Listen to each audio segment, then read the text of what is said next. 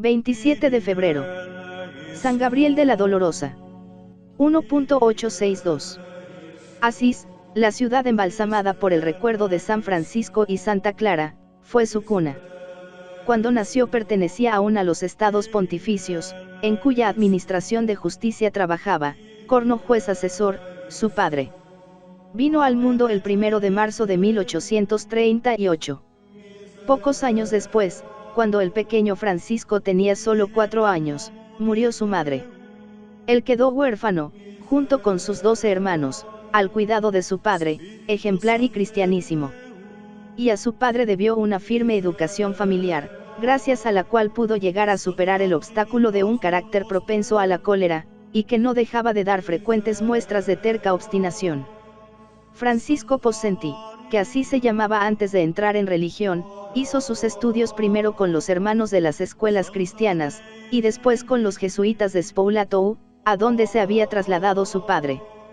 Ya de escolar se iniciaron en él las luchas en torno a la vocación religiosa, que tanto habían de alargarse. A los 16 años, la pubertad logra enfriar algo sus fervores infantiles. Una enfermedad le sirve de advertencia, y él, vuelto hacia el Señor, le promete entrar en religión si se cura. Pero, recobrada la salud, no tarda en olvidar aquella promesa. Nuevo aviso, nueva enfermedad, más peligrosa aún que la anterior. Perdida casi toda la esperanza, se encomienda al entonces beato San Andrés Bobola y renueva su promesa de entrar religioso. En efecto, al aplicarle la imagen de San Andrés, queda dormido y horas después se despierta completamente curado. Pero, el mundo tiraba de él con fuerza. Se encontraba en plena juventud, tenía éxito entre las muchachas de Spoulatou y, por otra parte, la vida religiosa se hacía muy dura para su carácter independiente. Nuevo aviso del cielo, el cólera se lleva a una de sus hermanas, que él quería tiernamente. Parecía ya imposible desoír la voz de Dios. Y, en efecto, Francisco habla un día seriamente con su padre y le manifiesta que quiere entrar en religión. Cosa curiosa, su padre, tan cristiano, se niega. Le parece imposible que un muchacho tan frívolo pueda perseverar, y quiere probar antes aquella vocación que más le parece fruto de una impresión fuerte, la causada por la muerte de su hermana, que de una serena reflexión. Y hay un momento en que parece que todo le daba la razón. A pesar de haber manifestado tan seriamente su deseo de marchar del mundo, Francisco vuelve a su vida anterior, y, aun frecuentando los sacramentos, se muestra aficionado al teatro y se deja envolver por las vanidades del mundo. El golpe definitivo iba a llegar de la manera más inesperada. El día de la octava de la Asunción de 1856 Francisco está viendo pasar, como simple espectador, una procesión en la que se lleva una imagen de la Santísima Virgen de gran veneración en Spoulatou, regalo de Federico Barbaroja a la villa, se decía que había sido pintada por San Lucas. De pronto el joven levanta su mirada al cuadro de la Virgen, y se siente sobrecogido al ver fijos en él los ojos de la imagen. Le parece escuchar una voz que dice: Francisco, el mundo no es para ti. Tienes que entrar en religión. Se siente anonadado. Ya no hay que deliberar más. Lo que importa es poner cuanto antes por obra la decisión tomada. Pero su padre continúa oponiéndose. Y más cuando ve que el joven ha pedido su ingreso nada menos que en la austera congregación de los pasionistas. Buen cristiano, deja su padre el asunto en manos de 2 eclesiásticos respetables. Los dos, al principio, se inclinan a pensar que Francisco no resistirá la vida pasionista. Los dos, después de haber escuchado al joven, se conciertan con él para eliminar las últimas dificultades. Y así el 21 de septiembre de 1856 Francisco Possenti cambiaba de hábito y de nombre. Pasaba a ser un novicio pasionista y a llamarse Gabriel de la Dolorosa. Había dejado su casa paterna y se encontraba en el retiro de Morrovalle. Su vida religiosa iba a ser breve, pero intensísima. La adaptación le costó terriblemente.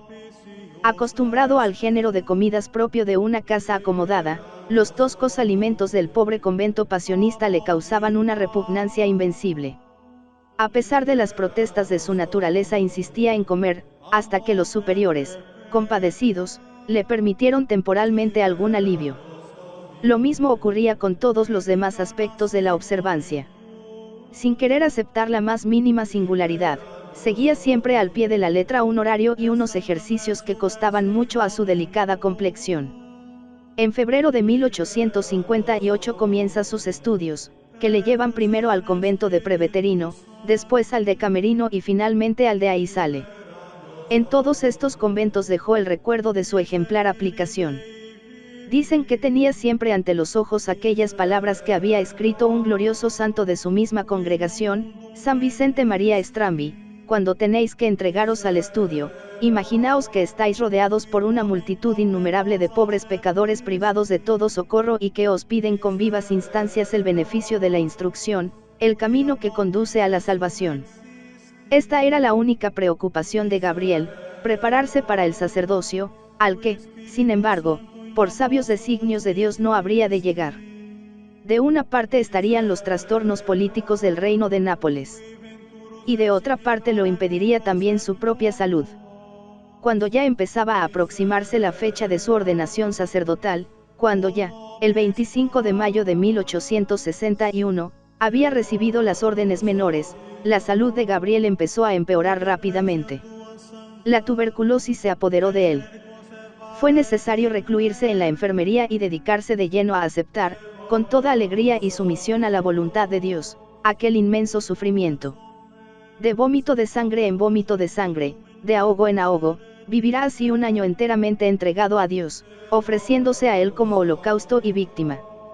Había sido ejemplar mientras estuvo sano. Sus compañeros quedaban maravillados al contemplar la ejemplaridad de la observancia. A la meditación de la pasión, típica de la congregación en la que había ingresado, añadió siempre un amor entusiasta, ingenioso, encendido a la Santísima Virgen. Se podría sacar un tratado completo de devoción a ella, espigando detalles de la vida de San Gabriel.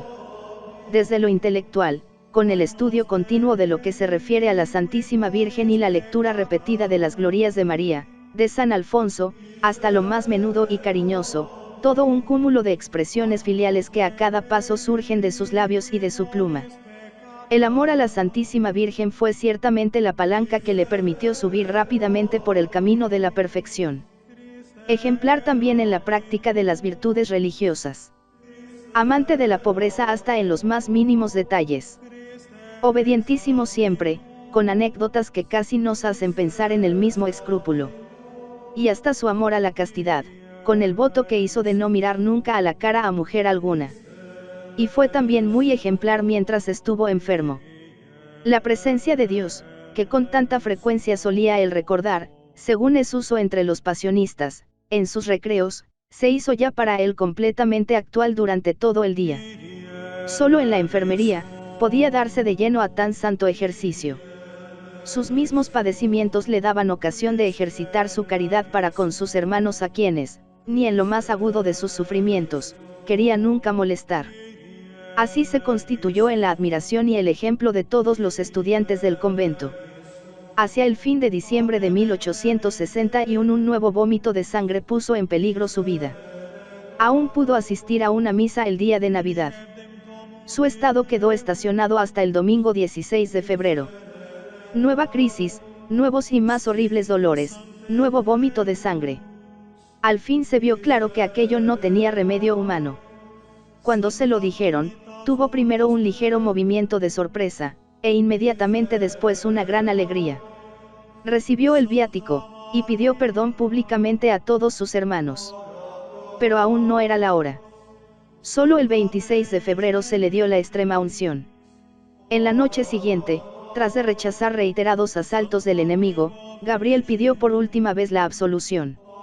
Y habiéndola recibido, cruzadas las manos sobre el pecho, iluminado su rostro juvenil por una luz celestial, rindió su último suspiro suave y dulcemente. Había comenzado el 27 de febrero de 1862. Se le hubiera creído dormido cuando, echado en tierra sobre una tabla, según el uso de los pasionistas, le pudieron contemplar los religiosos antes de proceder a la inhumación en la capilla del convento. Pero, pese a la sencillez de su vida, transcurrida sin contacto con el mundo, entre las paredes de las casas de estudio pasionistas, Pronto corrió por todas partes la voz de su admirable santidad. En 1892 se hizo la exhumación de sus restos. Iban llegando de todas partes noticias de milagros obtenidos por su intervención. En 1908 San Pío X procedía a su beatificación, teniendo el consuelo de asistir, anciana ya, una señora que en su juventud le había tratado bastante, hasta el punto de haber entrado en los planes de la familia Pocenti el proyecto de una boda entre ambos. Años después, el 13 de mayo de 1926, Benedicto XV le canonizaba. Muerto a los 24 años de edad, minorista aún, después de 6 años de profesión religiosa, todo el mundo mira a San Gabriel de la Dolorosa como modelo y protector de la juventud de los seminarios, noviciados y casas religiosas de estudio.